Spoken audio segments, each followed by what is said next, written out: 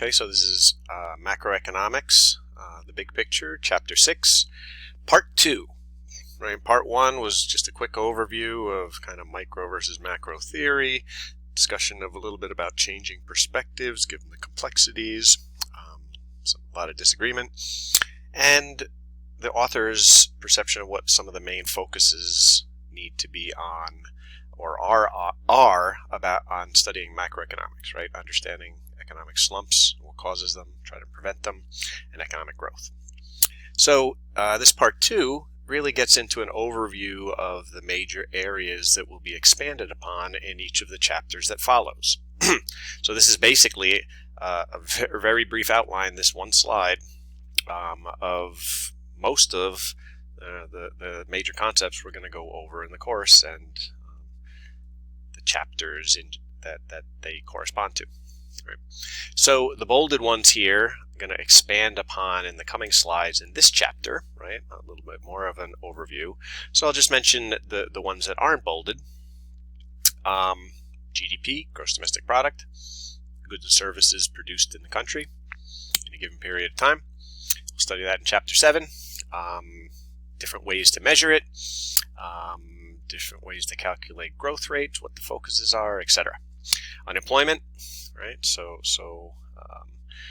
both how it's measured, right? The main, the one main survey that measures it, the counting of people collecting unemployment benefits, and trying to classify different types of unemployment, right? Why people are unemployed, and then how that changes over time. Government debt and deficits, right? Those two things go together.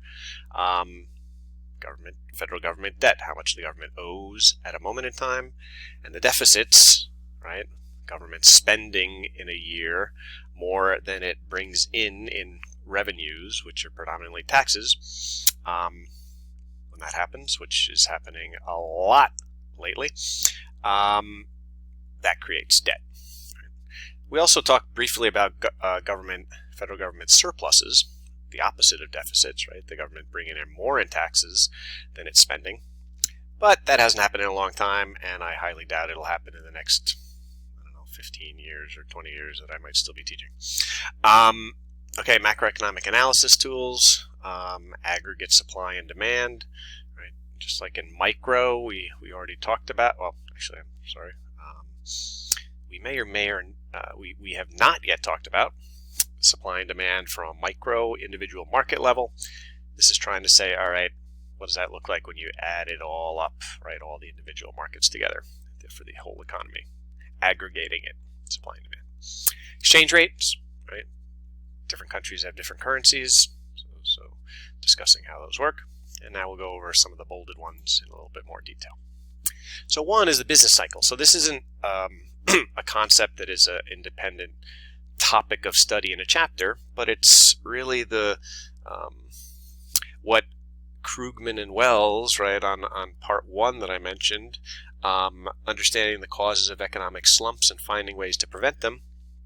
Well, where are those? Well, we can see those in the business cycle, right? How do we see those? So here is employment or production on the vertical axis, so economic activity. Are a lot of people employed? How much is being produced? As I'm looking at this, I'm realizing that they probably should have just picked production, because employment, well, I suppose that grows over time. Think of that as production. Think about the vertical axis as GDP. So GDP grows, right? Sometimes GDP shrinks. Well, that is a recession, right? Period of economic downturn when output and employment fall. And those are the things that Krugman and Wells suggested, right, in the first slides that we want to try to avoid. So general goals of government policy, right? Smooth out this business cycle. So if you get rid of the dips, what does that look like? Well, instead of having ups and downs, right, they want to reduce the size of the downs especially, but usually when something goes too high is when it has to go down, so also kind of watching out for if the economy is overheating or overexpanding at a non-sustainable rate. Like imagine you're driving your car and you're revving the engine too high, can't sustain it, breaks down eventually. Right? So what would that look like? How would we change this kind of sine wave, right? This kind of ebb and flow? Well, we would prefer, right, the production would just grow in a straight line. So this would basically reduce unemployment, or at least keep it more consistent, and have the economy grow basically over this period that's pictured in this graph at the same rate, but without the swings. So without the periods where there's a lot of people unemployed and then it overheating and everything like that, because it, as was mentioned in the part 1 again,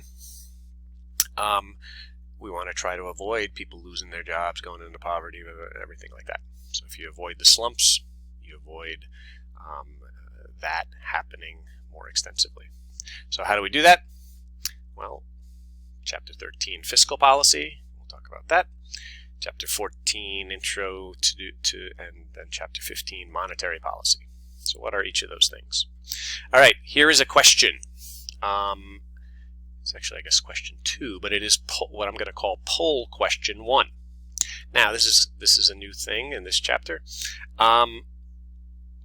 Something entitled poll questions, as it says here at the top, will be used in class, right, to test if you've watched the video of the lectures of me going over the slides, as you are expected to do before we have class. All right, so the first question. So remember what the answer to this is if you're watching before class, so you can answer this question correctly. So the use of taxes and government spending to change the overall level of spending in an economy is called what? Which of these? Monetary policy, fiscal policy. Maybe one or the other, depending on what happens to interest rates. And the answer is fiscal policy. That's literally what the definition, or a definition of fiscal policy. The government changing taxes, how they tax people, changing how they spend, typically in trying to counter, right, one of these recessions, one of these troughs in the business cycle, one of these downturns.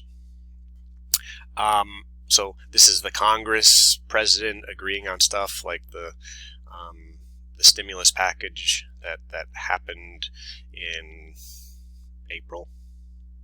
I think it was April 2020, and one that, as I record this, might be happening in the next month or so, in the later part, in September, October 2020. Monetary policy, that's all about the Federal Reserve, right? The Federal Reserve's actions and how they impact the availability and cost of money, which we'll talk a little bit about here, but we'll talk much more about again in chapters 14 and 15. Okay, poll question number 2. Under the Keynesian view, what fiscal policies would the government likely do if faced with a recession? So which of these combinations of changes in spending and taxes would they do? We'll kind of basically already discussed this on the last slide, but what they would do is C, reduce taxes, right? So people have more money to spend. Not too much of that happening in this coronavirus recession, although President Trump did do an executive order basically doing something goofy with payroll taxes, which is what funds Social Security, but most recognize that was just a political ploy. It's not really very useful, but that's kind of the idea. What has been happening a lot in the COVID recession, increase government spending, right? Give people money, lend businesses money, raise how much is paid for unemployment. All those increase government spending, which tends to reduce the size of this downturn, right? If they didn't have that multi-trillion dollar, let me grab a drink here, excuse me, multi-trillion dollar stimulus in the earlier part of 2020, the downturn and the level of unemployment would undoubtedly have gotten much worse and unemployment much higher. Okay, so increase government spending, kind of prop up the economy, help prop up people, help them out, and reduce taxes. Okay, taming the business cycle, still another way to kind of think about this. So unemployment rate, right? So here we're graphed over time what percentage of people don't have a job that want a job.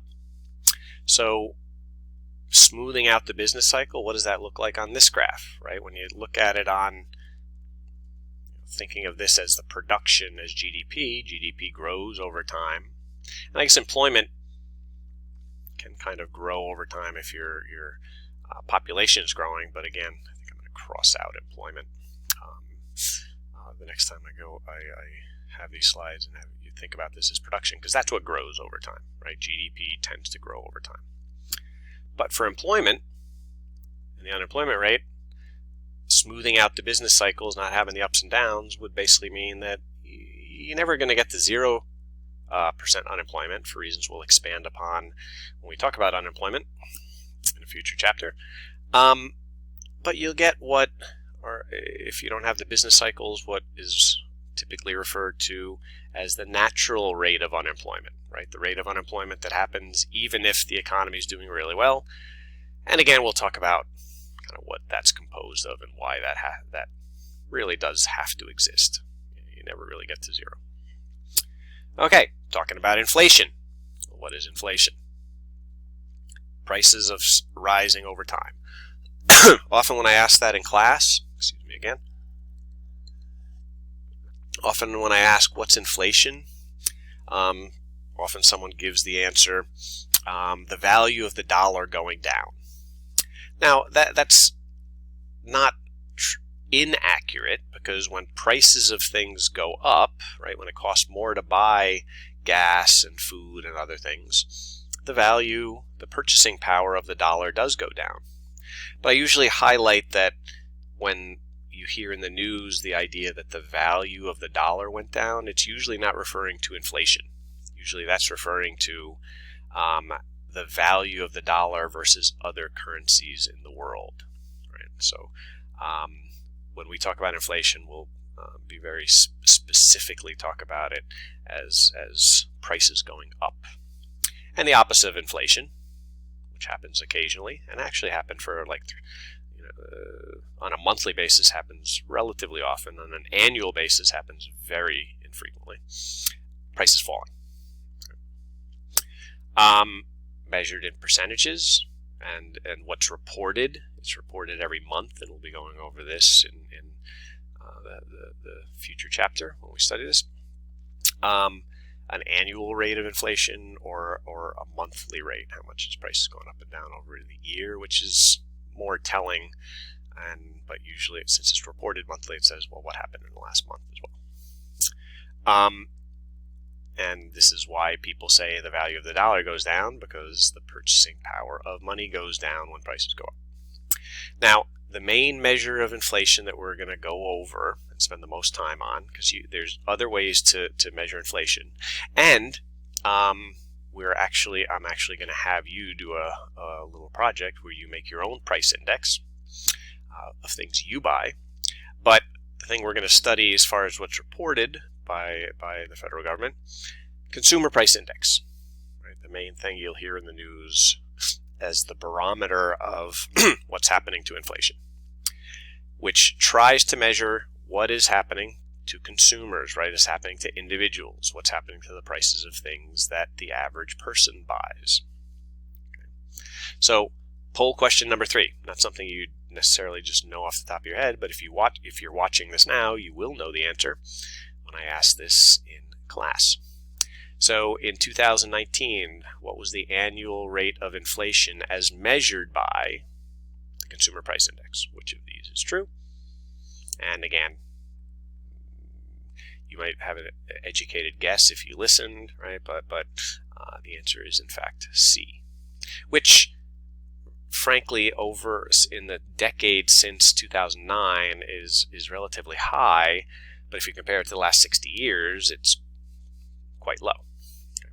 So we'll talk about that, and we'll talk about inflation, and the Federal Reserve actually wants a little bit of it. And actually, if they saw this right now, they'd probably be relatively happy for reasons we'll talk about. Okay, so causes of inflation. So here's the first thing I mentioned in part 1, that sometimes macro theory, sometimes the things that cause something to happen in the short run is pretty different than what is generally thought to cause the same phenomenon in the long run. So short run inflation and deflation, pretty different. Right? So in the short run, it's typically a measure of what's happening in the business cycle. So in recessions, when employment is very high, right, production. I'm sorry. Yeah, in a recession, when unemployment is very high, which means production is very low. I was kind of tired today. Leading to low inflation, not a lot of pressure on prices, not a lot of pressure on wages. People aren't really getting raises, so companies don't have to pay people more. Typically low demand for goods. Generally, inflation is pretty tame during a recession. And in fact, sometimes that's when we experience the times of actually prices going down. So this concept is holding true or especially held true in the early months of the shutdown, right, for the COVID-19 recession. Right, the worst recession since, or the deepest. Worst is maybe not the best terminology, because it's likely not going to be the longest, deepest, right? But it's the deepest recession in terms of level of unemployment and drop in economic activity since World War II. As measured by the Consumer Price Index, April, May, prices were actually going down. So here's an excerpt from the Bureau of Labor Statistics report on the Consumer Price Index, which basically mentions that, right? In May, it went down a little bit after it fell almost 1% in April. Right? Again, monthly drops happen occasionally. Not too often, 2 monthly drops in a row. On the corollary, or the other way, right, when the economy is in the top, right, of the recovery, right, it's booming with very low unemployment and production near capacity, where you can't really hire many more people. Companies often have to pay more. Inflation, wages generally go up, which often results in inflation. Now that is the conventional theory. That's what's in the text. But as I talked about in the news last week, the Federal Reserve wasn't seeing this, right, in the recovery, the later stage of the recovery from the 2009 Great Recession, right, 2014, 15, 16, 17, 18, up through February of 2020. Unemployment was getting crazy low, and they were waiting for inflation, not really seeing it. So this might not be so true anymore. Top one still clearly holds. So again, inflation is generally a short term. In the short term, it's generally business cycle. Is the economy booming? Is the economy in recession? However, in the long run, inflation is a monetary variable, right? It doesn't really measure real economic activity. It just measures kind of purchasing power of currency. And in the long run, economic theory or macro theory generally concludes that inflation, long run rate of inflation, determined by the money supply relative to changes in production. So, for example, if all of a sudden, overnight, the Federal Reserve did some stuff where they doubled the amount of money that's available in the economy, what does logic say would happen to the prices of things? Well, if the amount of money in the economy has doubled, and then that money, assuming very quickly, gets to people, well, people have twice as much money, so they're buying more stuff, but there's really not much more stuff because production didn't double.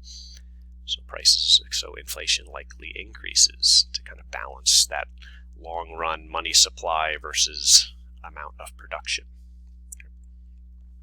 And we'll talk more, again, all these are quick overviews of these ideas. We'll talk more about each of them in the course, in the chapters that they relate to in the course. So long-run economic growth, right? So chapter 9 stuff. Sustained upward, right? So basically, since the Industrial Revolution in developed countries like the United States, European countries, many Asian countries, Japan, etc.,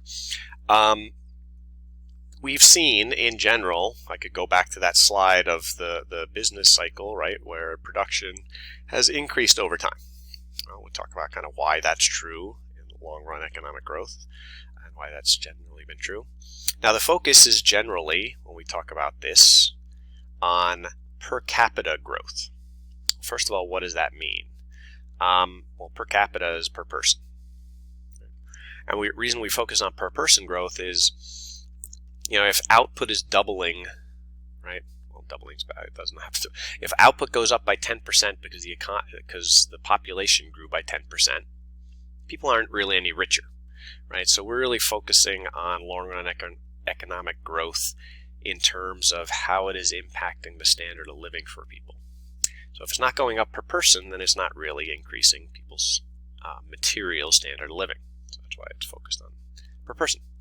Here's another thing where long-run growth and what is generally assumed or believed to cause that is different than what would cause growth in the short run. And this is very different. Okay. So we're going to actually start with the short run with a thing called the paradox of thrift. Because it is not necessarily intuitive, the conclusion, but each step kind of makes sense, which means the conclusion kind of makes sense. So what are the steps? So if people are worried about the economy and they reduce how much they're spending, so they save money, they think they might lose their job, so let's put a little bit more money away. Less is being bought. Well, if less is being bought, companies have to produce less stuff. If they produce less stuff, they lay off workers. Clearly happening, right?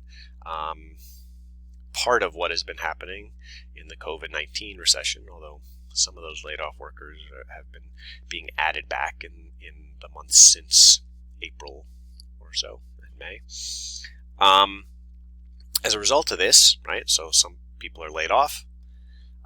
Families and businesses may end up worse off than they had been if they hadn't have acted responsibly, right? So if people who didn't lose their job kept spending at the rate that they were spending before, well, then maybe less stuff isn't produced, maybe more people aren't laid off, and maybe the economy doesn't shrink as much, or maybe even grows. So what's the conclusion? And this is the paradox of thrift, right?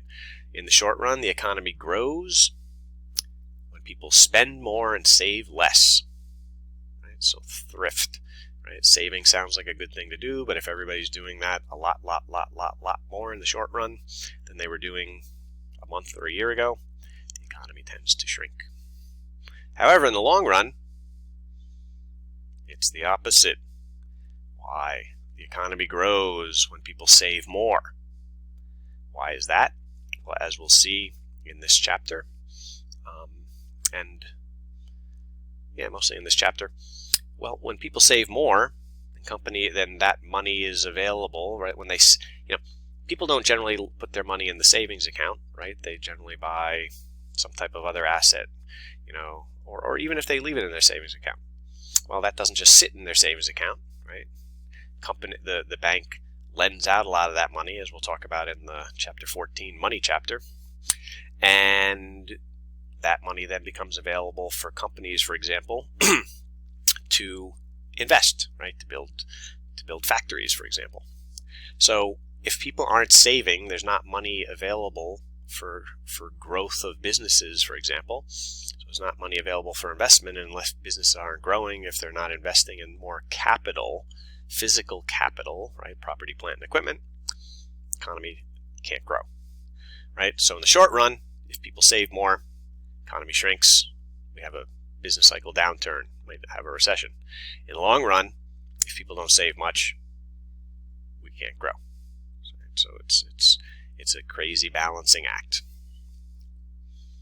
right? Oh, I already talked about that last bullet, even though it wasn't on the slide, right? Need investment for the economy to grow in the long run.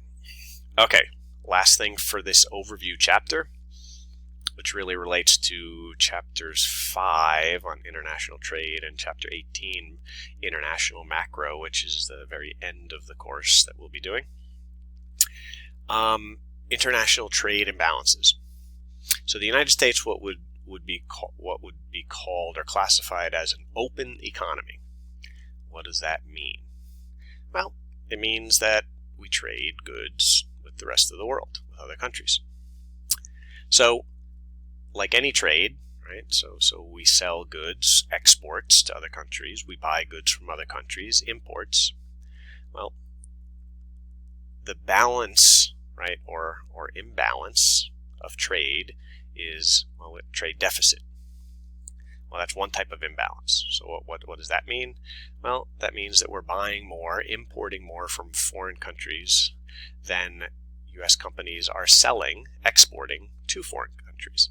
Right? So more is coming in than going out, more goods. So that's a trade deficit. And the opposite is a trade surplus. So poll question number 4, last one. In 2019, did the United States have a trade surplus or a trade deficit? The answer is a pretty sizable trade deficit, right? We're buying much more from other countries, much more imports than we're exporting. Can't remember what the latest figures are, but it's been running over the last few decades, or number of decades, in the hundreds of billions of dollars per year. More imports than exports. Now, the question that is sometimes asked, and will be asked when we go over this in chapter 18, is this, actually 5, I guess, first, is this a good thing or a bad thing? Well, currently President, as I'm recording this, President Trump, I won't say what I'm about to say. He would absolutely say that this is a bad thing. Right? He might say it's sad.